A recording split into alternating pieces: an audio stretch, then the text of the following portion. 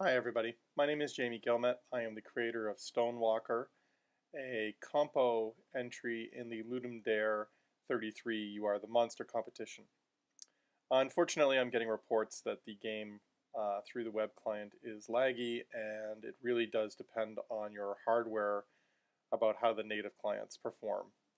This seems to be based around how I did some of the physics and some optimizations that I couldn't get in time in the 48 hours. So to support my entry, I'm making this video so that people who can't play it in any reasonable nature can actually get a little preview of what the game actually looks like. So I'm going to be playing this on the native Mac build that I submitted with the competition. It actually plays better on the Windows machine than it does Mac.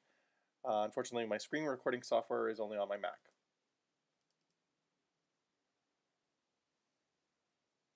And you know what?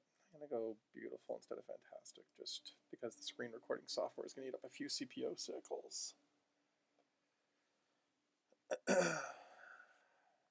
So, the game begins with an opening cutscene. The general premise is the humans have stolen the burst stone, and they're taking it to a location where they're going to destroy it. Your job as a stone elemental is to save the stone. And actually a little hidden background story, if you actually look behind you here in the rock shrine, there is another burst stone, that stone right there with the hollow portion in it. So you may read into why this stone is significant to you. Now, as a rock elemental, you don't have a lot of abilities. In fact, you walk very, very slowly. You're made of rock. But you can attack, and you can also do something called bouldering up. The bouldering up mechanic was something I threw in where I thought maybe you'd want to hide from the humans and kind of disguise yourself as a rock. In playtesting, it's useful, but in the premise of the game, because of how slow you move, not as much as I hoped. Now, even just the time I spent showing you the abilities of your character there, the pushcart has continued down the path, and the pushcart actually moves faster than you do, and that's intentional. That's why I left the main character quite slow.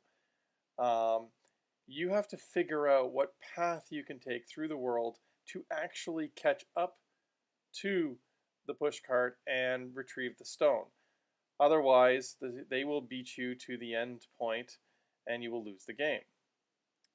Now here I've ticked off the natives. They're throwing spears at me. Yeah, you want to get me now? That's right. You just took a rock to the face.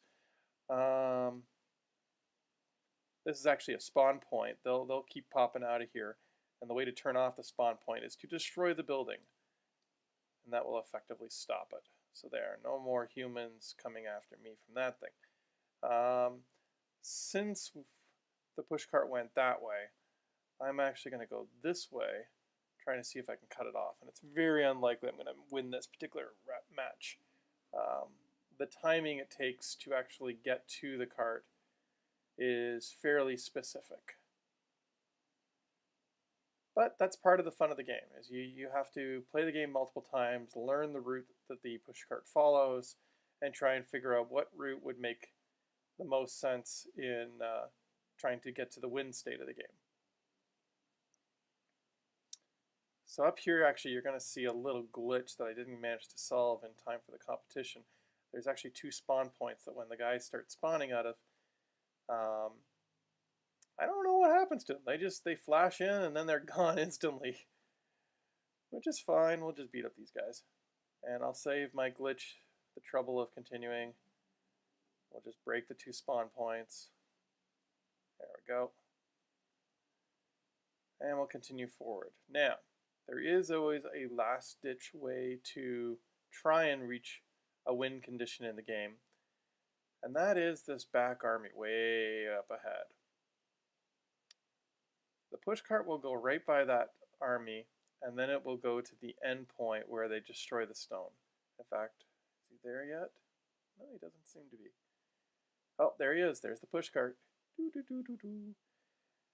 If you can get there in time, you can make a last-ditch run to try and save the stone. But note, I purposely made this army with enough guys and enough ammunition that it really isn't going to be an all-out fight here. This is a Hail Mary situation. You hope for the best, dodge as much of the damage they're going to throw your way, because anything else, yeah, isn't going to happen. But, and there he's going for it. No, gotta dodge the cannons. Cannons are slow, but they hurt. You know what? I'm going to take a few of them out. These guys actually accidentally faced the wrong way, but hey, now they're awake. And now I'm making the mistake of getting into combat. I could have probably made it. Oh, it's been destroyed. Oh, and then they killed me. Nice. Oh. And there you have it. That's the game. It is totally winnable. It's really unfortunate that it's having performance issues. I'm sure with a little more time we could have solved that out. If I can find a way to do a web build with slightly reduced graphics or performance requirements, I will repost. Otherwise, in the spirit of the game, the minor little bugs that are still in it, unfortunately, are going to stay. I'm not going to change them. That's what I managed to get done in the 48 hours, and the game will remain as is. Thanks. Appreciate your time.